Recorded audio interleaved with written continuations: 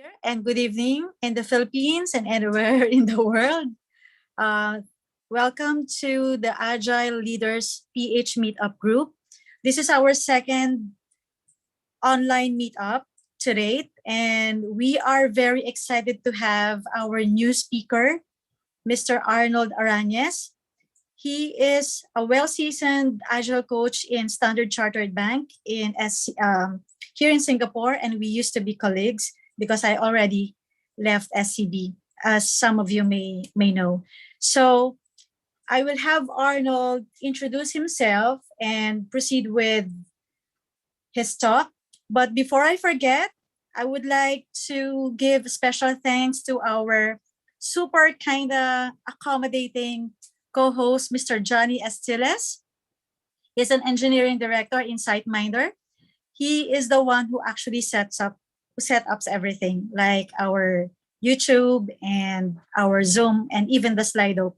So the Slido link will be posted in the chat box later on, where we can post our questions for Arnold, and then we're gonna have a quick poll voting for the next topic that we would like to have on our next meetup. But for now, I haven't figured yet who will be the next speaker. But as soon as we finalize the topic for the next meetup, I will be looking for that next speaker. So over to you, Mr. Arnold. Welcome and thank you for your time. It's a pleasure to have you tonight. Let's give him a quick round of applause. Thank you, Aucyn. First of all, guys, it's a pleasure to be here. When Aucyn approached me about speaking tonight, I thought it would be a great opportunity to connect with some of the Philippines Agile community and leaders, and also share about some of my experiences. And this topic that I'm going to be talking about today is a topic that I didn't come up with. It was Aucyn. She thought it would be something that's timely, something that's contextual, and something that could be helpful for the people who would be viewing this speech. So the topic, as you've seen in the invite, is coaching the unaware, the unable, and the unwilling people. I call it the triple U's. And we all know that this is going to be an interesting, and these people are quite difficult.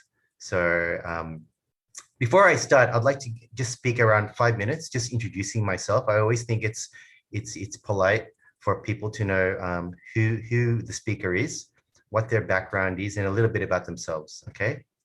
So just going to the presentation now.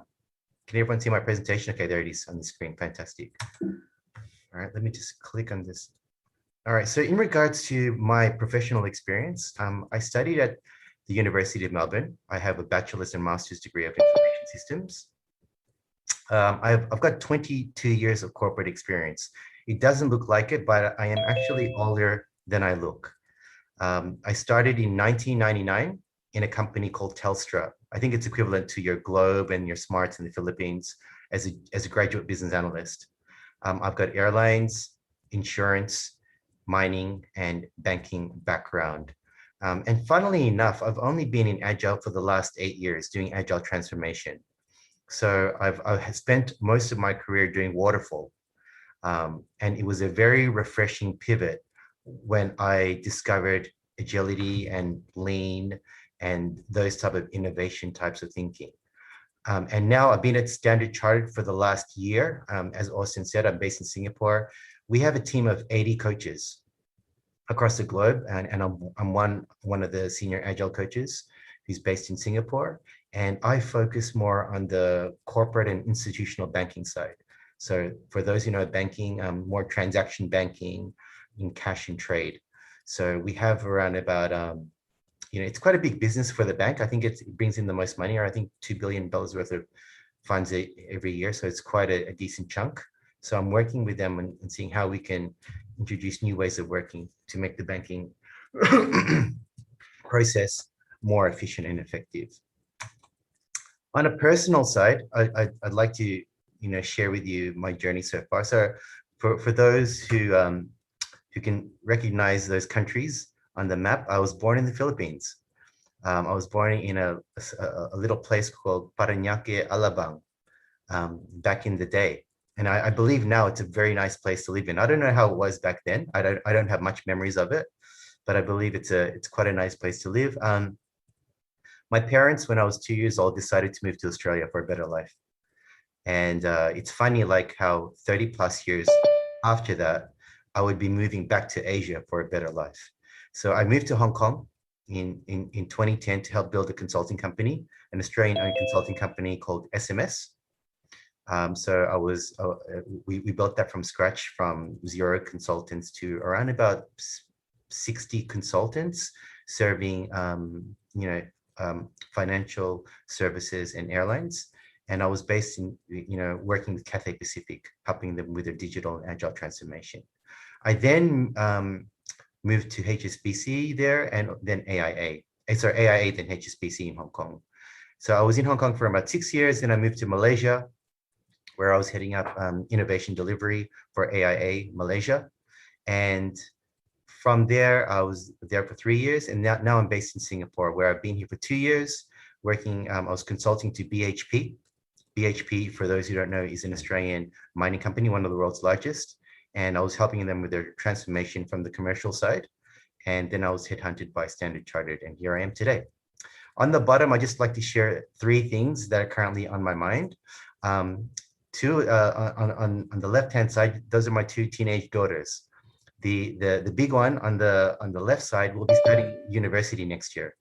So she'll be doing animation, and the youngest is still in her teens. I'm actually learning Korean as well. My partner is Korean American. So by learning Korean, I thought I would connect with her better and her family. So that's an interesting journey that I'm currently going through. And last of all, my other love is cycling. So I was speaking to Aucyn and Janica early before about how during the lockdown, I picked up cycling, and I've been around Singapore. I've done the island 7 times during the last 6 months.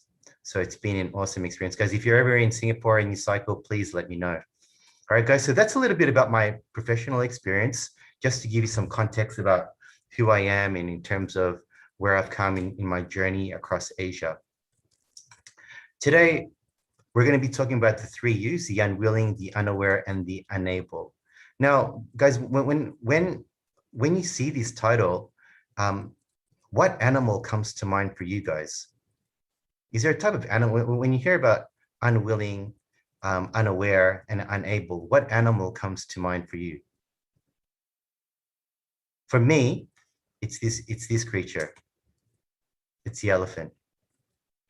And this is kind of like, and as you've seen by my profile, this is kind of resembles some of the companies that I've worked for. They're quite big. They look like they're old because of the wrinkles. They're very slow moving and very hard to pivot. They're very set in their ways and what they eat and their routine. And in order for us to help these people transition or transcend their current situation, it's actually quite a miraculous type of task, that we're given as coaches, as consultants, and as leaders, right? To try to change an elephant who is quite slow into something that's competitive, something that's agile, something that's flexible and adaptive to the environment. I'm sure a lot of you guys have had that experience. And today, in terms of my talk, it's going to be in the context of corporate companies and how we can coach them, and so to become a little bit more agile. And the thing that always comes to mind when we talk about agile transformation or introducing the lean startup or startup type of mentality to the corporation is we're actually almost trying to teach these elephants how to dance. Okay, it's such a different way of behavior. It's such a different way for them to think and things to do, and it requires a full transformation of their bodies. And when I go in as a consultant or as a coach and talking to some of the executive team, it's funny how they seem to think by having one agile coach that we can transform the elephant into a ballerina in a matter of weeks. I think at the very start, one thing that we can do as coaches and consultants is help them to realize and set the expectation that this transformation is not easy. It requires a lot of hard work. It also requires a lot of time. And it also means that the organization and the leaders and the squads, they need to trust you as the coach and the consultant to help them to get into that position. Now, as I showed you as well, my bike, during COVID in August last year, I bought my first bicycle in 10 years. And I was not in the shape that you see today. I was actually 10 kilograms heavier. And also my body fat was a lot more than what it is today. So what you see today took a lot of discipline. It took a lot of consistent and persistent hard work. That's what we need to get our elephants to do as well. And and as you know, for those who've gone through their own fitness journey, it's not a very easy thing to do. All right. So today, what I'd like to do is share with you a story about a person who was like an elephant. I will never call anyone an elephant, but who was like an elephant in one of the organizations that I worked for, and how we were able to help her transform her portfolio and her project. I'd also like to introduce to you a framework that I've used consistently in organizations, and then I'll provide you with a more practical list of tips for the unwilling, unaware, and unable. All right, so feel free to ask me any questions. And as well, after this, guys, if you want to connect and discuss any of the topics more, just feel free to add me on LinkedIn or connect through Aucyn. I'd be more than happy to support you and answer or clarify any topics going forward. All right, so before I talk about some of the frameworks and concepts, I'd like to tell you a story about Doc Soar. So this is not her, by the way. This is just an image that I pulled from the internet, because I haven't asked her for her real photo or her permission. So I just pulled a photo from the web. It's a random photo. So apologies if this is you or someone that you know. So Doc Soar was the head of underwriting for a big insurance agency in Indonesia.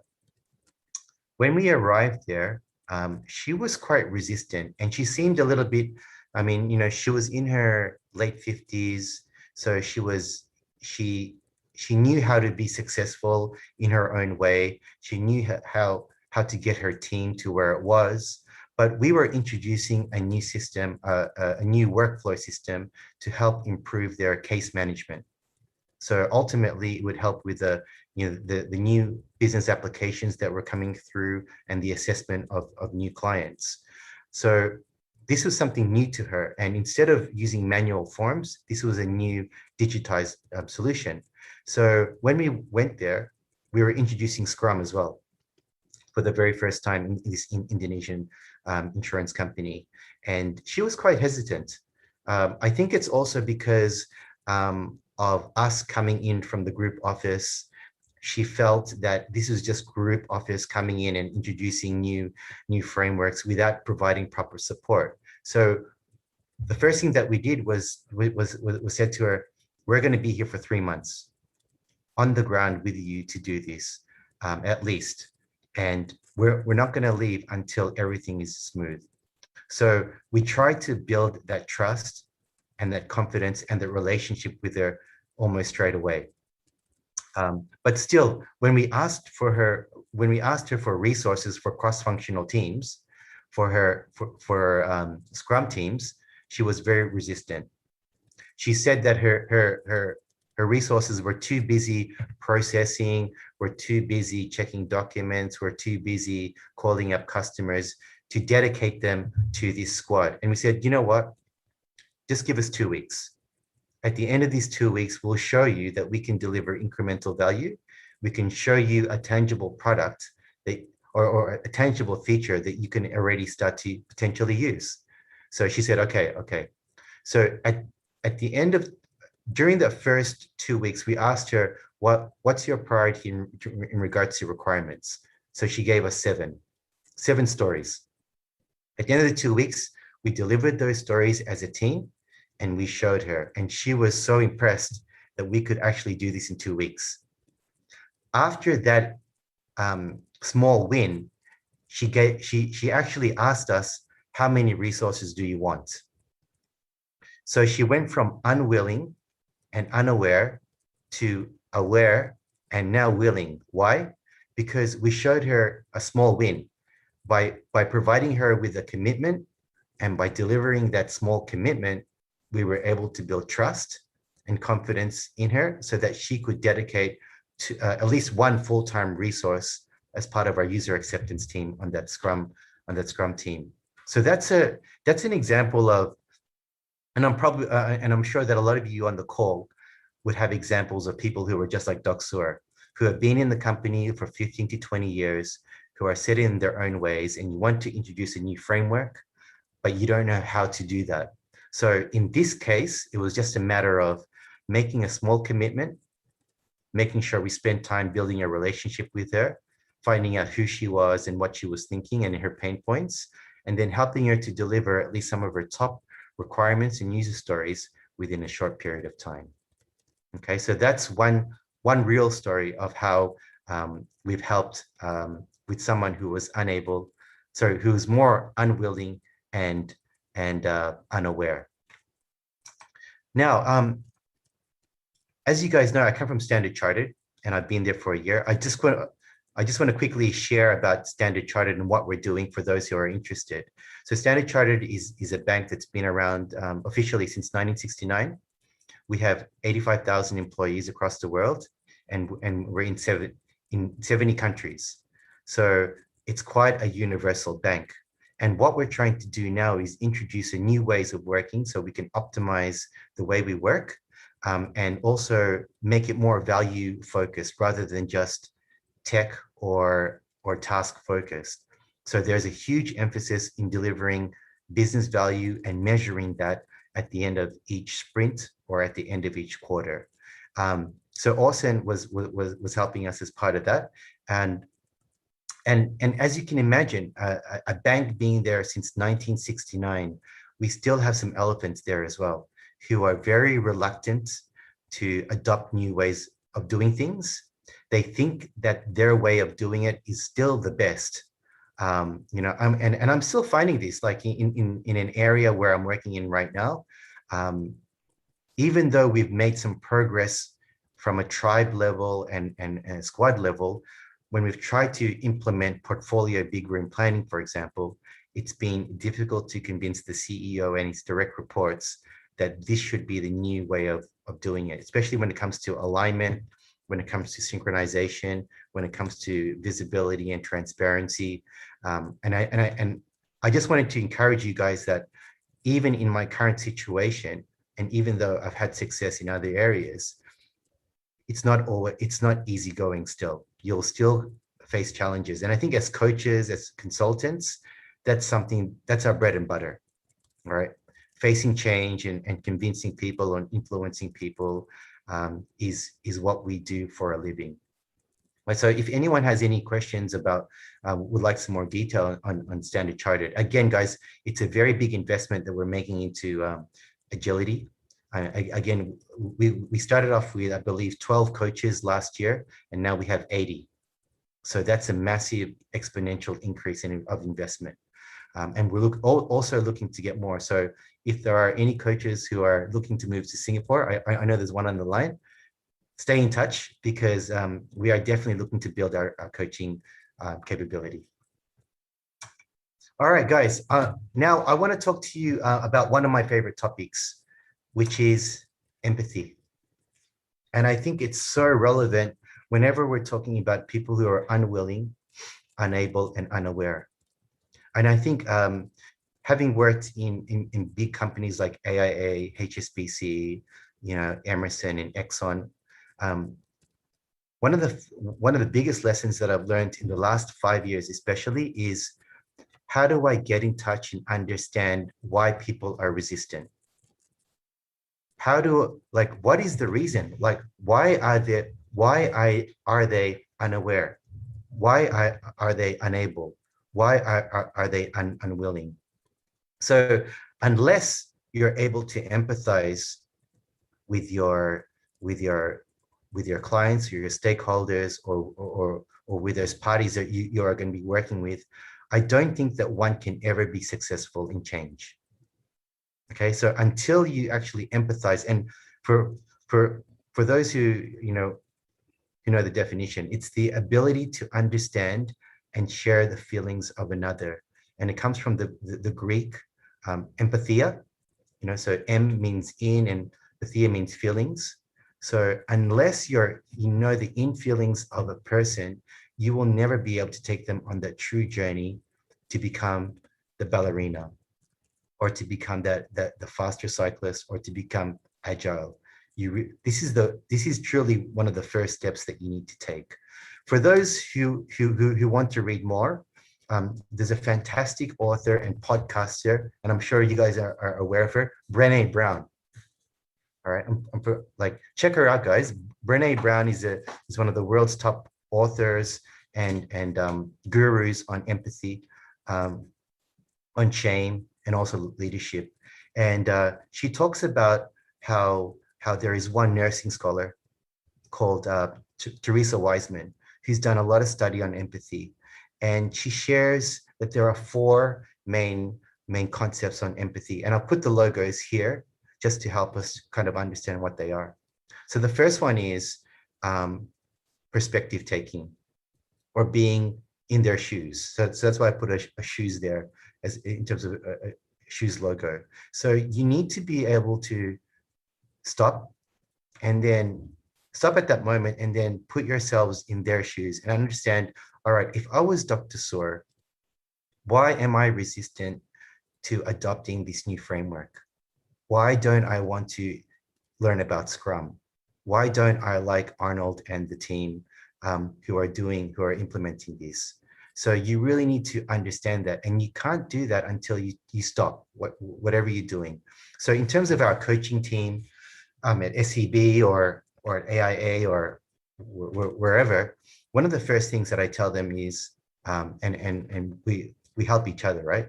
Is it's not about how much theory or frameworks or certificates that you have that makes it different. It's about how well you empathize.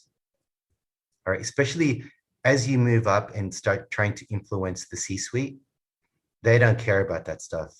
If you try to mention less, safe, Nexus, Scrum, Agile, they don't care. What they really want to care is that you understand them, you understand the problem, and that you have a solution that they can relate with. Okay, so the first step, guys, is perspective taking. You need to be in their shoes. The second one is, as you can see there, I put like a brain, and it's open mind. So by having an open mind, you're being non-judgmental. So taking that non-judgmental stance when you're empathizing, because if you judge someone, you're assuming a lot of things straight away, okay, and a lot of times it's without basis. So for me, I think this has helped me in my family, this has helped me at work, this has also helped me in my relationships, is to, first take that perspective, and then take a non-judging view of where they are and why you think they're feeling like that. Okay, so the first one is perspective taking. The second one is taking a non-judgmental view. The third one is recognizing their feelings. So you see, I've got a face scanning logo there. It's trying to recognize what type of feelings are they experiencing right now. Is it anger? Is it sadness? Is it happiness? Is it joy? Is it frustration? One technique that I've used in my squads and some of the coaches, whenever we meet, or some of my stakeholders, is to do a check-in. And I'm pretty sure some of you use that technique as well. So it's, guys, before we start, let's just go around in a circle and talk about say 1 or 2 words about how you're feeling. I'm feeling okay. I'm feeling sad. I'm feeling angry. I'm feeling a little bit indifferent. So obviously for those ones who are a bit more negative, I would take time after the meeting to understand why. And I think it's, especially in this time of COVID, it's actually very contextual to recognize feelings is a big one. We have some coaches based in India. And as you know, India has been hit very hard by COVID. It's not just coaches, actually. We have a big part of our working population is in India. And I've been on calls where someone has actually got COVID twice. They've got it once, the normal version, and they, went to the doctor, they went to the hospital, they got healed. But then they got the Delta version, which is the Indian one, which is very severe. And it's funny, like this person was healing and recovering from that. However, some of her managers were still expecting her to attend all the daily stand-up calls, were expecting her to know all the issues that were happening that need to be escalated. And for those who've heard or read about the Delta version of of COVID, it also has something called brain fog, which means that you're doing some things and sometimes you forget what you're actually doing. And she was experiencing this. She told me a story of where she was going to the mailbox, she was holding a pan of food.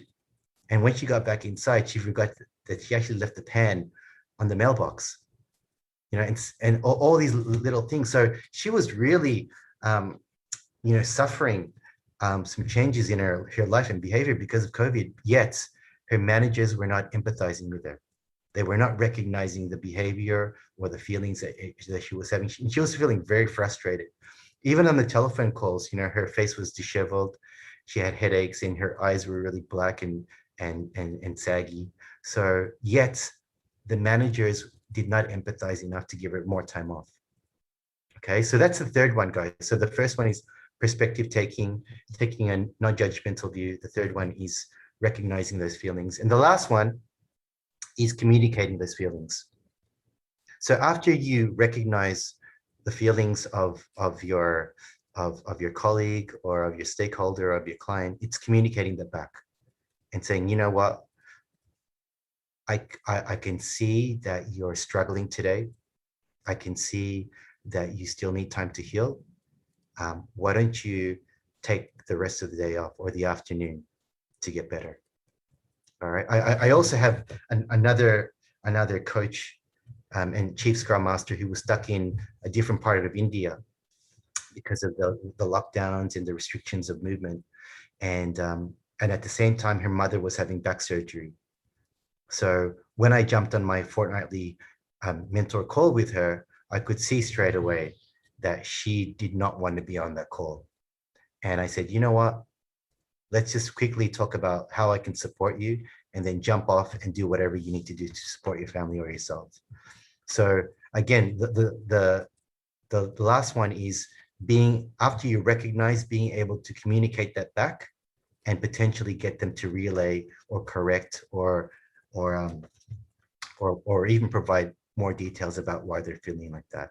So guys, when it comes to the unwilling, the unable, and the unaware, I think empathy is one of the biggest ways and biggest topics and concepts that you need to understand and you need to apply if you're going to be an effective coach or change catalyst in the future. I was thinking about this the other day while I was cycling, which is funny because I think, however, before empathy, in order to empathize, you need to have a mindset of caring. You need to first, decide for yourself that you want to empathize and you want to care enough so that you can you can take a non-judgmental view, you can recognize feelings and communicate. So I'm not going to talk about that today, but I think by having that caring mindset, that is actually the first step in order to empathize. All right. So again, guys, I mean, for me, this has been one of the biggest, most empowering topics that I've learned in the last 5 years. And I've read a lot about this and watched a lot of TED Talks and podcasts about it. It's a great topic. And if anything that you come away with from this talk, if you come away with learning more about empathy, I think I've done a good job tonight. Okay, so check it out. Brene Brown, guys, is a great empathy speaker. I've only got 2 more slides left. Sorry, Siri. I've only got 2 more slides left, guys. So I'm not going to be much longer. Another framework that I'd like to introduce today, and some of you may be aware of it, when it comes to change management and some practical steps for implementing change or helping with the unwilling, unable, and unaware, I would recommend Kotter's 8-step change model. So for those who don't know Kotter, he's a Harvard professor, and he's a specialist in change management. And he's got 8 practical steps that will help you in implementing change and hopefully influence positively to get people on board. And very simply, it's just these 8 steps. In most of the countries and companies that I've worked in, I normally have these posted right next to my desk as well. So it's a good reminder for those who are visiting or who want to chat with me. Number 1 is create a sense of urgency. Okay, why is it important to change? I think this is all about the why. Number 2, build a guiding coalition. Now, this is one of my most favorite and I think one of the most powerful steps out of the 8. For me, I can share with you the reason why I've been able to influence well at Standard Chartered, which is a very big bank, is that on my first week, I was partnered up with one of the group portfolio directors. And interestingly enough, he was from Melbourne, Australia. So we actually grew up in the same town. He's around about 15 years older than me, but because of that connection that we had with each other, he trusted me from day one, and he would actually influence some of the CEOs from the cash and the trade side and say, all right, this is Arnold. And the other funny fact was we actually worked for the same consulting company in Australia. So we worked for the same consulting company in Australia at different times. We grew up from the same hometown, but because he was a very high and influential leader, he was able to help me influence all the other leaders in corporate and institutional banking, and hence why they listened to me. I think I would have had a lot more difficult a task if I didn't have him as my guiding coalition. So partnering up with the C-level, getting a head of, or even the CEO himself to be part of your side, that is a massive difference, guys. It makes a huge difference when it comes to influencing. Form strategic visions and initiatives. Step 3, enlist a volunteer army. Now, I'm not sure where you guys work, but in SEB, we have like an internal portal where you can post blog posts. You can talk about your story, and it's also easy to enlist people who are interested in your same topic by using hashtags, by posting in an appropriate group. Look for those people who are energetic and passionate about the same topic that you're on about, and get them to start helping out as well. Enable action by removing barriers. I think this one is a difficult one if you're not at a senior level. That's why your guiding coalition is very important. They can help you remove those barriers. Number 6 is one of my favorites because it's something that you can do and you can communicate no matter what level you are at. So for me, I also call generate short-term wins as building stories. All right, so that story that I have about Doc Soar in Indonesia, I've used that, in HSBC when I do talks in the Agile community, whether it's Philippines, Malaysia, or Singapore. I've used it now. Like those stories, like build up that portfolio of stories because that can help you, get the influence and also convince people to adopt what you're proposing. Sustain acceleration, number 7. I think sustained acceleration means having a plan and having steps on how you're going to maintain that. So I think sustaining and maintaining is definitely something that is super important. Like I've seen a lot of transformations where there's a lot of activity. There's a lot of passion at the very start, but then it burns out and it tapers off and people start forgetting. And I think because of inconsistent activity, inconsistent planning, inconsistent execution, that's where the energy tapers off. So have a plan on how do you sustain this energy, especially. And last but not least, how do you institute change? So at SCB and other big places, it's about, you know, creating a playbook.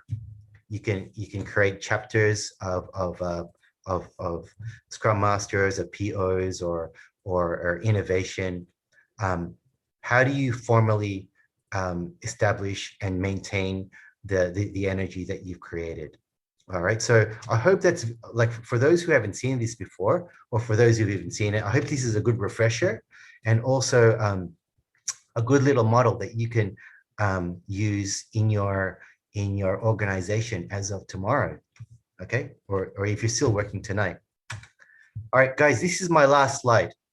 Okay, so far we've talked about empathy, we've talked about Kotter's model, and this is some practical tips that I would do if I was facing these type of people, and I am facing these people as of now. So for the unaware and unable, I'm grouping them together because I think they're a little bit easier to tackle than the unwilling. Right? The unwilling are, their mindset is just not there yet. So I've got a different set of techniques and tactics that I use for them. So for the unaware and unable, I always start with be empathetic. Why are they like that? Is it just a lack of education in regards to agility? Is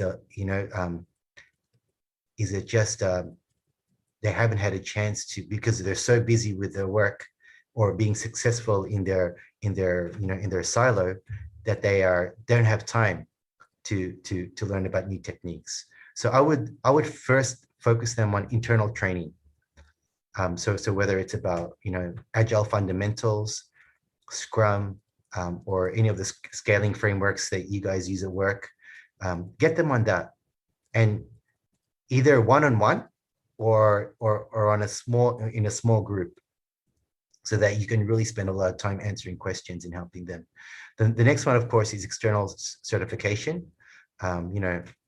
Scrum.org, Safe, Less, all of those guys, all of those.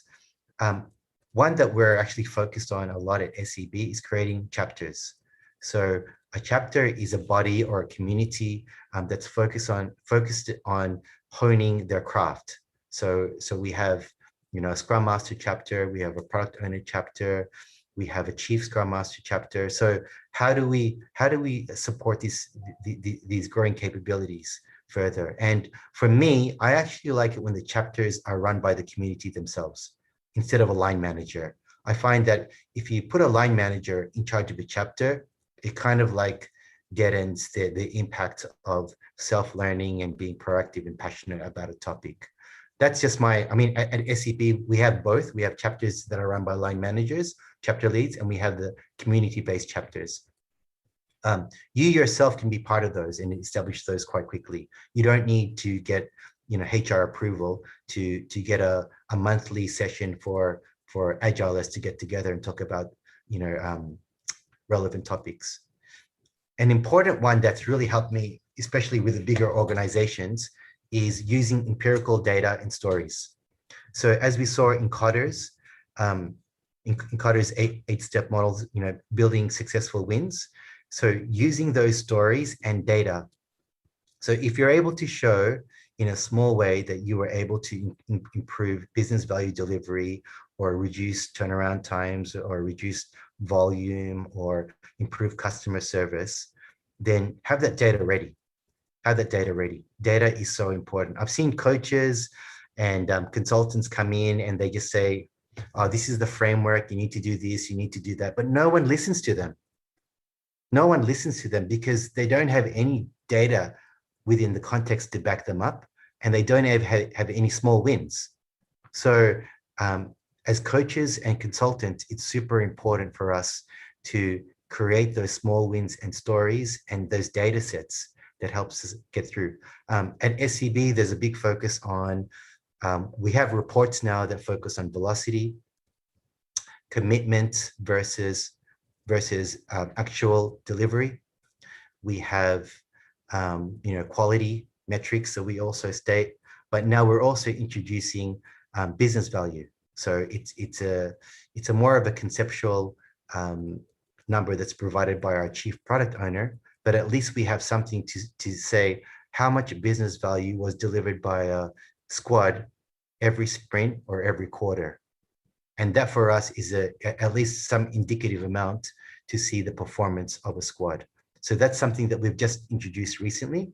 For those who are familiar with the business value concept for PI planning and SAFE, it's very similar to that. And lastly, coaching support. When I say coaching support, I mean reaching out to the stakeholders frequently. I mean,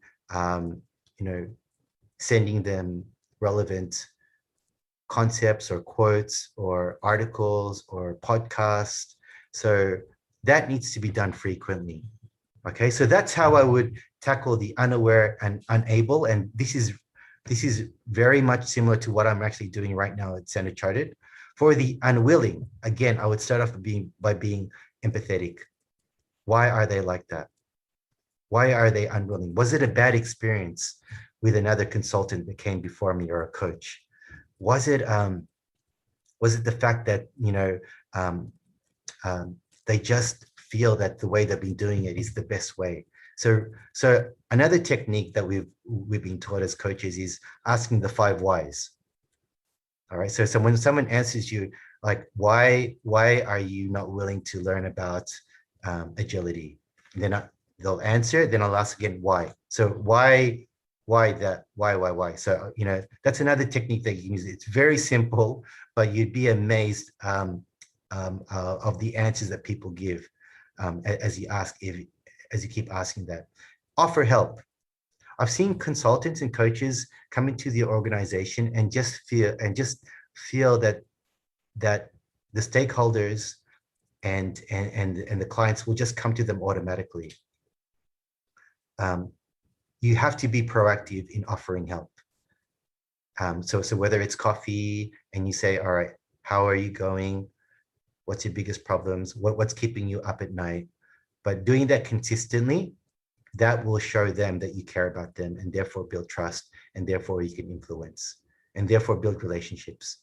All right. Again, with the unwilling, if you have any stories from other organizations, especially if you have one in the current organization, that's going to help you break that wall. So the beautiful thing is, like, I've done big room planning now at SCB 8 times in the last year. And each time I do that, I have the mural board ready that I can demo to another area. And I can say, you know what, we've done big room planning here. We did it with 95 staff across 11 countries over 2 days. And this was the result. And this was the feedback. And then I have that story, then I can convince another area to do it. So that's one example. Also, like, I can say we've done Scrum in this area. This is the squad. They've done, this much functionality in the last 6 months. How would you like this also in your area? So using that empirical data and those stories is super important to convince the unwilling, and then involve them in the journey. So if there's any way that you can involve these guys, whether it's, giving a speech at the start of big room planning, giving a speech, or during the quarterly review, or during the sprint demo, getting them involved in a small way makes a massive difference. So you would be surprised about how people react when you ask them to give a speech at the start of a session or an event. And 99% of the time they will not say no, especially if you ask them, Aucyn, would you mind giving a 5-minute speech to talk about how Agile is helping to change this area in the business? You know what I mean? They love the fact that you're asking them to do that. And again, the last one is regular coaching support. All right, guys. So guys, that's my last slide. I hope that was practical for you. I hope that was contextual. and I hope it was insightful and informative.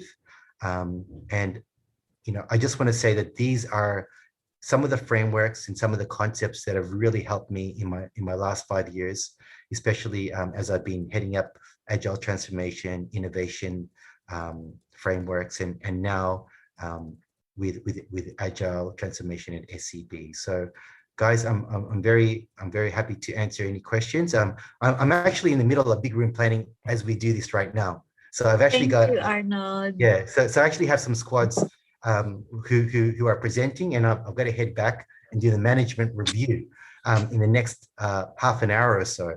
So, but it's been great to be here. Yeah, if there are any questions, if we can spend the last 7 to 10 minutes just answering those or clarifications, I'll be more than happy to do that. Yep. Thank you, Arnold. That's quite insightful, interesting, and yes, very inspiring. I would like to turn over to Rad to take care of the Q&A portion. Rad, over to you. Thank you, Arnold. Sure. Thank you, Arnold, for that wonderful presentation. So for the first question, so these are all from anonymous people. Nobody wanted to place their names on the questions. But first question here is, how do you deal with managers that doesn't want the team to be empowered? So the manager is afraid of losing the influence in the organization. Yeah, I see that one quite a lot. See that one quite a lot. It's a difficult one, to be honest with you. It's not easy unless you have, unless you know the manager's manager and you make them aware of that behavior. So as a coach and consultant, what we normally do as well is we do a quarterly review and assessment of the situation and of the squads. And normally, if this manager was not empowering the team, then we would put that as a bullet point. Okay, so I think candid feedback about who are the blockers. It's not just what is blocking, but also who is blocking the agile mindset or the new ways of adoption. So that's how I would do it. Putting that in the assessment and just candidly speaking about it, and how and potentially getting some feedback from some of the team members themselves. Thank you for that. I'd like to tie in the question, the third one in the list. So is it part of being the unwilling as the hardest to deal versus the unaware and the unable? Yeah. So do you see them as part of the unwilling people? Yeah, I would, right? Like the unwilling people are the people who don't have the mindset. You know what I mean? And they are deliberately being negative. So when you're unwilling, you don't want to take the next step. So they are definitely more difficult to deal with than the unaware. And they may even put blocks in front of what you're trying to do as well. So it's not just them they're blocking out. It's also you. You could be their focus as well. And there's a new question that kind of ties up to that question. So the unwilling people are more challenging to convince, but what if they are stubborn enough to not want to change, even if they are already aware? Yeah. All right. So I think it depends on the situation. Like for me, I'm across like a business unit which has multiple areas. So for me, if there is a leader who is unwilling, I would spend more energy on the leaders that are, or the areas that are willing. Agreed. Yeah. So I don't like to waste time like hitting my head against the wall if it's not going to get anywhere. Like, why? I'd rather create a small win and then have that in my arsenal than spend but with that unwilling person, I will still make contact. I will still try to make regular contact, whether it's every month or every fortnight. Just reach out. How are you? How are you going? How can I help you? That's it. So that's interesting. Looking at the question that we skipped in terms of like the different factors that could make it harder to empathize. So do we see like cross-cultural differences, age differences, political inclinations, perhaps? Yeah. No, great point, Rad. Like, I think cultural is a big one, especially if you're younger than the manager or leader. And, I think we've all had that, they look down on you and say, what do you know? Who are you? what family are you from? What school did you go to? You know what I mean? Like, yeah, I've seen it. But again, I wouldn't waste too much time, on those people. I would look for the opportunities and then capitalize on those small opportunities and start building up that list. So interesting. Now that you mentioned that, there's a question here with regard to how do you gauge your agile coaching success? So you did mention that you're going to build up a list. Do you have anything in particular that you'd like to share to us that we could use? In terms of success? Yes. Yeah, so like I think even small stories like Dr. Sur, right? So we were able to deal with convince a leader, like who was quite high up in the company to adopt Scrum, and then to deliver, and then like the end of the story is we were able to deliver the whole system within 6 months, which previously took them 18 months. So I think just building those type of stories, but I think also, right, building up the empirical data. Any sprint data that you can get, whether it's reduction of defects or the fact that they're slightly able to increase velocity, or they're able to increase their commitment versus actual percentage. I think those are some actual practical, pieces of the list that you can start adding together. Yeah, and how about Arnold giving them some business case studies that they can take a look at? Right. Yes. That's a good one too. Absolutely. Like everyone references Spotify, or Google or stuff like that. So if there's a relevant, Volvo, try to look at Volvo too. Yeah, if there's a relevant player in the industry that they can relate to, then, but be careful when you do that, because, if you reference a company that's totally not in your industry, they'll just roll their eyes. They'll say, oh, not Spotify again. You know what I mean? Like some of these companies, just get referenced too much. It just deadens their appeal. Thank you for that.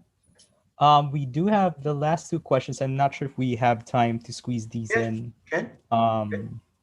So the first question here is, what's the difference between a Scrum Master and Agile Coach, and how do they significantly differ from each other? Yeah. So in our experience, an Agile Coach is someone who's got a bit more experience, or potentially who's been a Scrum Master. So I would say an Agile Coach is more senior because they've been at that level, either as a Scrum Master or as a squad member or as a PO.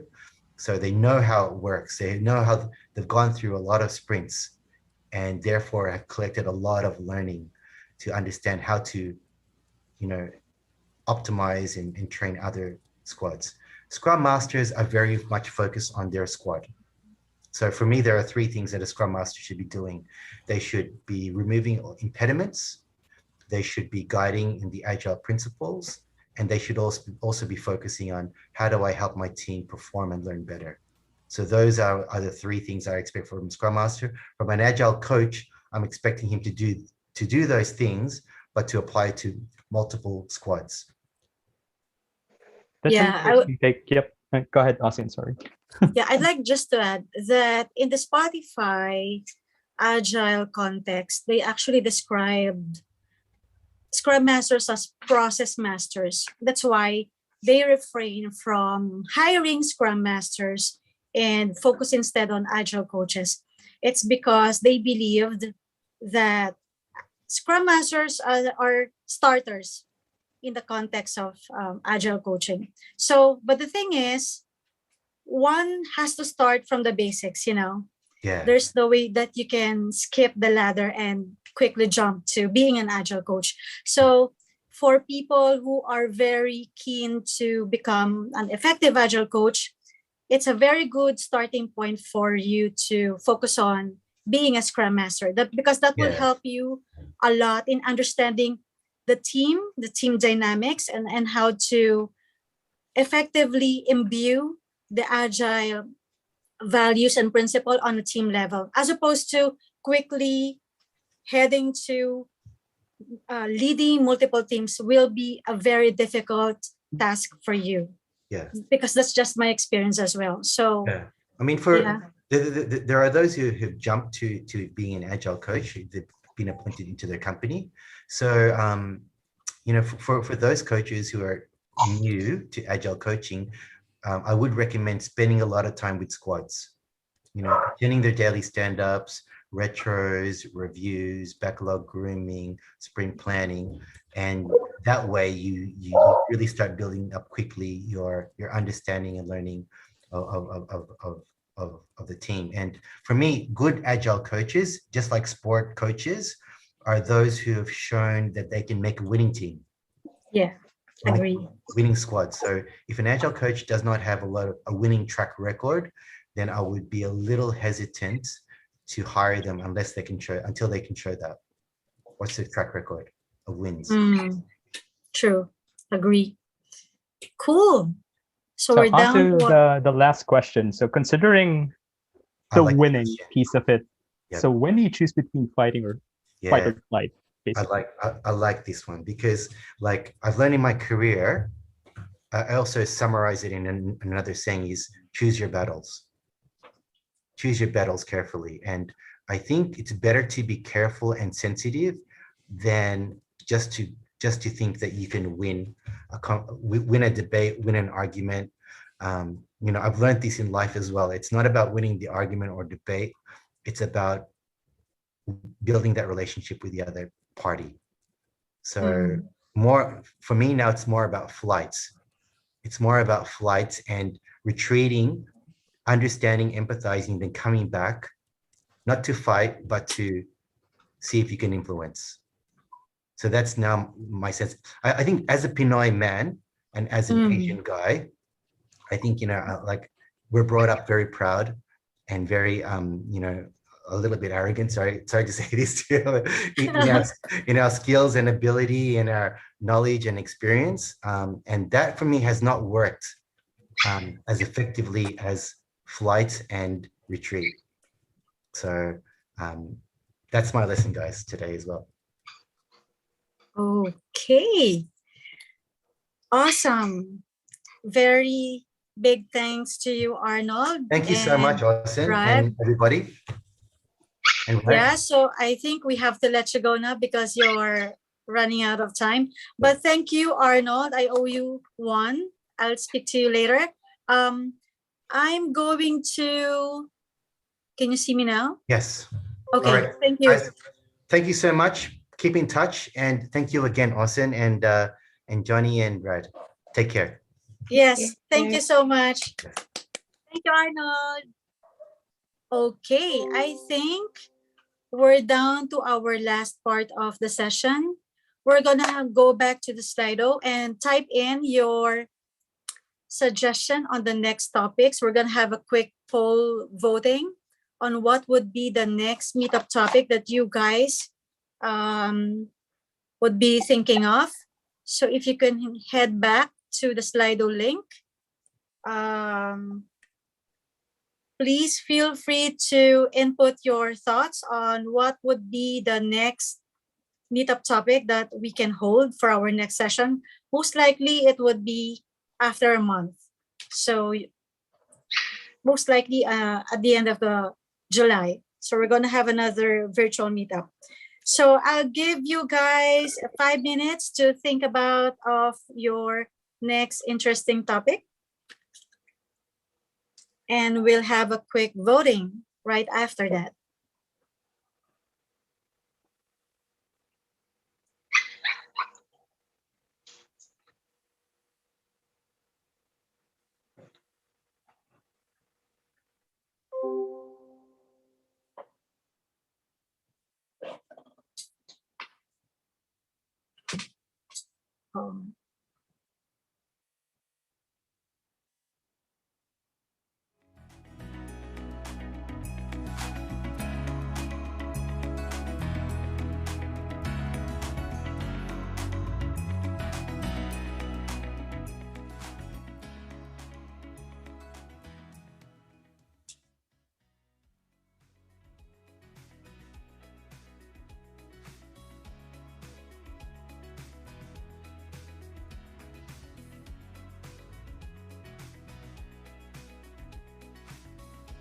let's have 3 more minutes for people to come up with their last minute thoughts about our next topic.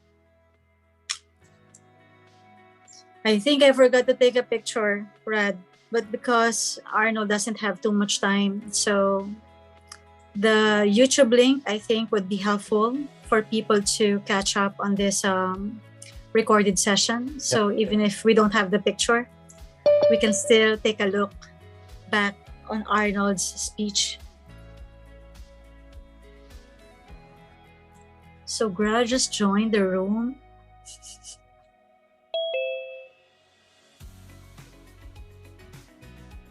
Two more minutes, guys. If you have something in mind, this is your chance.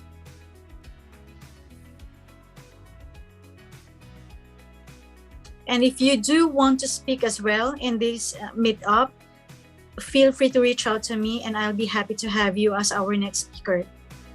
So if you haven't connected with me in LinkedIn, I'm pretty much open to connect. Just search for my name. I'm the only Aucyn in the world, hopefully. So we've got 1, 2, 3, 4, 5. One last minute to finalize and wrap up our next topic.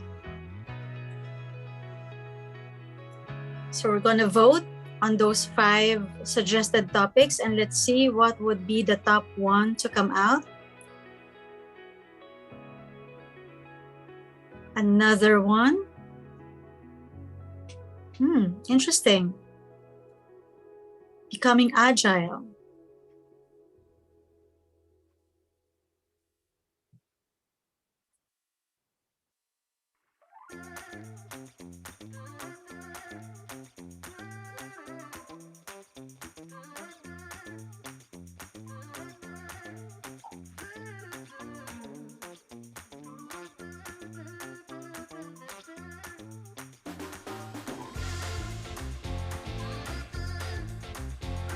Few seconds left.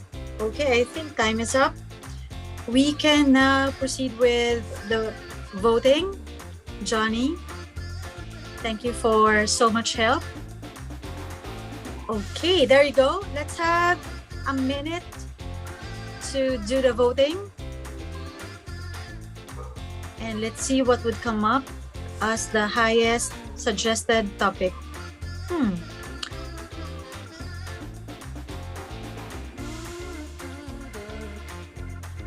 I just voted mine.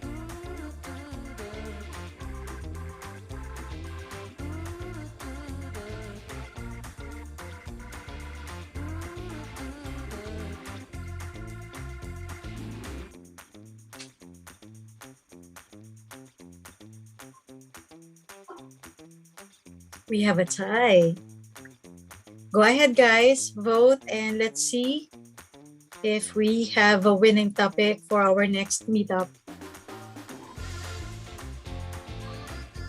So we're choosing between becoming agile in a VUCA, volatile, uncertain, complex, and ambiguous world, and the new ways of leadership. And probably some others are still thinking which one would be the winning topic. And the new ways of leadership is topping the list as of the moment.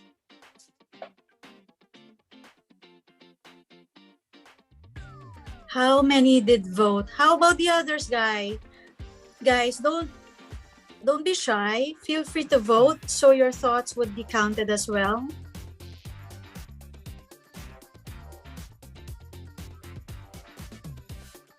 One more minute. And we'll have a final topic on our next meetup.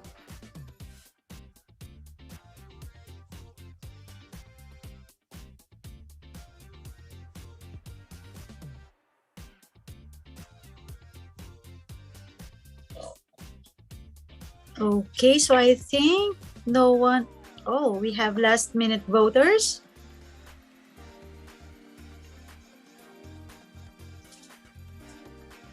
I think we have a winner here, Rad. Yep, and we have someone in mind also. Yeah. So we could nominate as a speaker for the topic that had the most votes.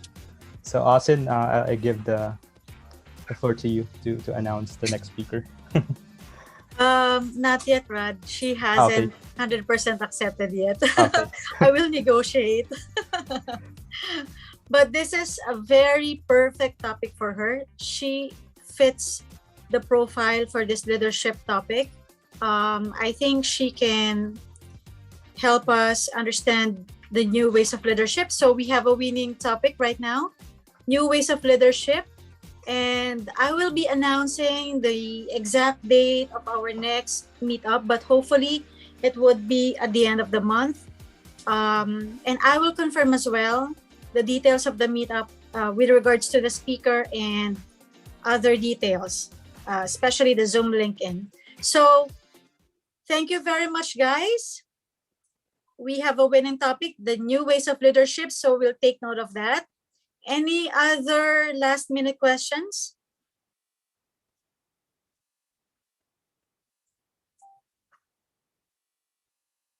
By the way, hello everyone to the Philippines. Hope you would stay safe and be able to recover fast from COVID. Hopefully we would be able to fly home soon in Christmas. So I'm constantly praying that the COVID situation would somehow ease up, especially here in Singapore as well. So I think that would be all for now, I think. Is everyone good? Feeling cool? No last minute questions? Okay. I will be sharing, I think we have already shared the link of YouTube where you can find the recorded session. And for those who haven't made it to our session, you can go to that YouTube link and feel free to watch our recorded session right now. So thank you, everyone. And thank you, Johnny, our co-host, Johnny Stiles. Special mention to him. He's a very diligent, kind, and accommodating guy who always set up everything for our meetup. And Rad, our co-host for tonight, who is also an agile leader in IBM. And for all who have participated, thank you so much. Please stay safe and hope to see you again on our next meetup. Hello from Singapore. Thank you, everyone, and have a good night. Bye, everyone.